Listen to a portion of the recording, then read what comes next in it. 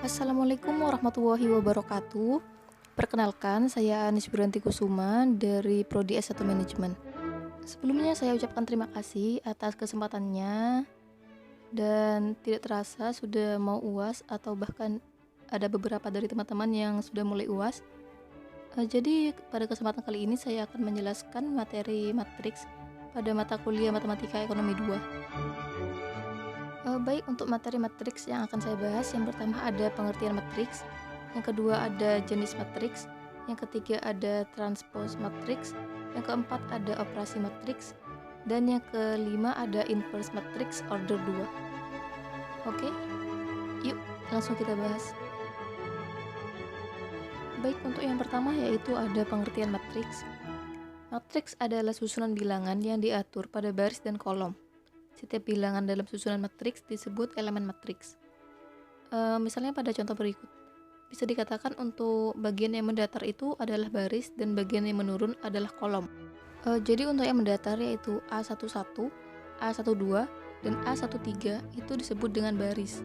Sedangkan untuk A11 dan A12 yaitu yang menurun itu disebut dengan kolom. Matriks tersebut terdiri dari 2 baris dan 3 kolom. Matriks yang demikian disebut matriks yang berorder 2 kali 3. Order matriks menunjukkan banyaknya baris dan banyaknya kolom suatu matriks. Matriks order M kali N artinya matriks yang dimaksud tersebut memiliki sebanyak M baris dan N kolom. Selanjutnya yaitu ada jenis matriks. Jenis matriks ada 5. Untuk jenis yang pertama yaitu ada matriks baris. Adalah matriks yang hanya memiliki satu baris. Contohnya yaitu matriks yang hanya terdiri dari satu baris yaitu A11, A12, dan A13.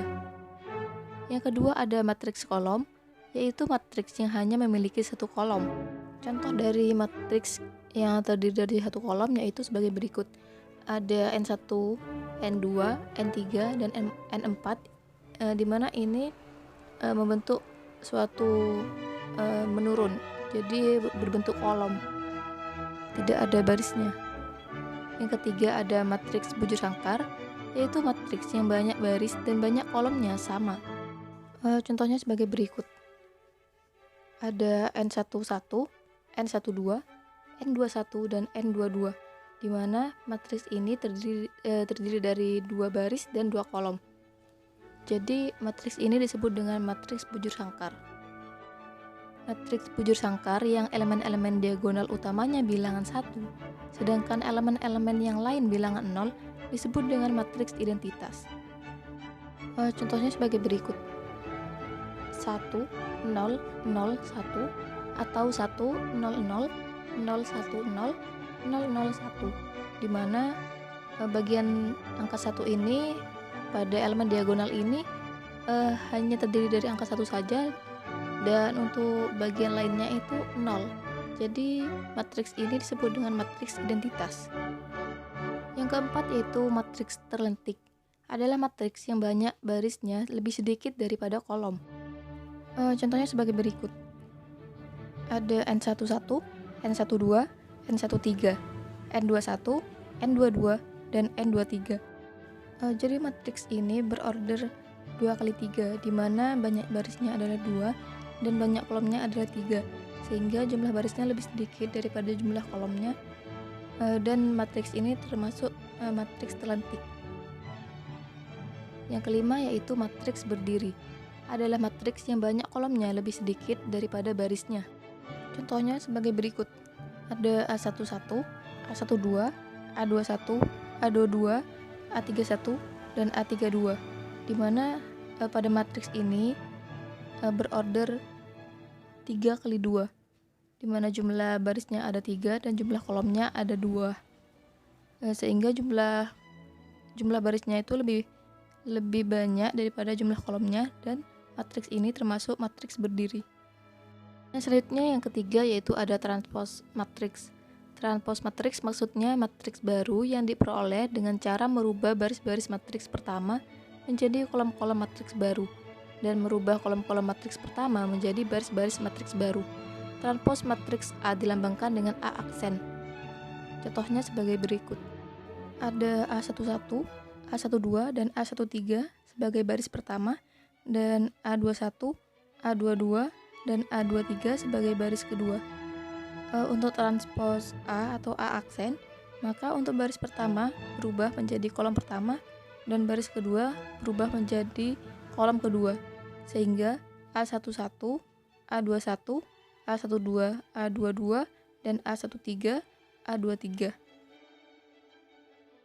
Selanjutnya yang keempat ada operasi matriks. Operasi matriks ini meliputi penjumlahan, pengurangan, dan perkalian. Yang pertama yaitu penjumlahan matriks. Penjumlahan dua matriks dapat dilakukan hanya apabila masing-masing matriks memiliki order yang sama. Caranya yaitu dengan menambahkan elemen-elemen yang seletak dari matriks-matriks yang dijumlahkan. Contohnya sebagai berikut. A11, A12, A21, A22 ditambahkan dengan B11, B12, B21, dan B22. Maka langsung saja ditambahkan A11 dengan B11, A12 ditambahkan dengan B12, A21 ditambahkan dengan B21, dan A22 ditambahkan dengan B22. Jadi untuk penjumlahannya itu dilakukan dengan matriks yang ordernya sama, dan menambahkannya dengan elemen-elemen yang letaknya juga sama dengan yang akan dijumlahkan. Yang kedua ada pengurangan matriks. Operasi pengurangan adalah lawan dari penjumlahan. Misal A dan B dua matriks yang ordernya sama, maka hasil pengurangan A dengan B didapat dengan cara menjumlahkan negatif B dengan A. Dengan demikian, A min B sama dengan A plus min B. Contohnya sebagai berikut. A11, A12, A21, A22, A31 dengan A32, lalu dikurangi dengan B11, B12, B21, B22, B31, dan B32. Maka untuk pengurangannya sebenarnya sama dengan penjumlahan tadi, bedanya untuk yang ini adalah pengurangan. Jadi A11 dikurangi dengan B11, A12 dikurangi dengan B12, dan seterusnya. Yang ketiga yaitu ada perkalian matriks. Dalam perkalian matriks ini dibagi menjadi dua. Yang pertama ada perkalian matriks dengan bilangan nyata atau skalar. Dalam perkalian ini caranya yaitu dengan mengalihkan setiap elemen matriks dengan skalar yang dimaksud. Contohnya diketahui matriks A sama dengan 20, 15, 14, dan 25.